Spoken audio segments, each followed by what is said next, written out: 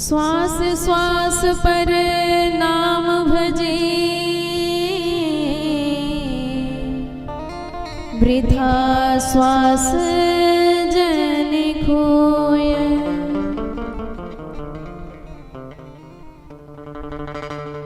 ना जाने या श्वास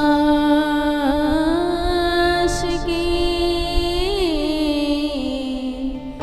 आवन हो या न होय।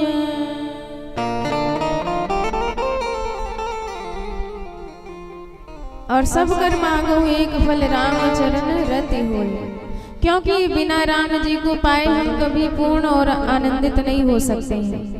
भांति भांति के भोग मिले, अंग हो अरोग मिले, सुख के संयोग मिले, जीवन की बाटी में धन अरु धाम मिले, सुयश अरु नाम मिले, पर राम ना मिले तो सब काम मिले माटी में। राम जी को पाना ही तो सर्वस्व है, जीवन का परम लक्ष्य है।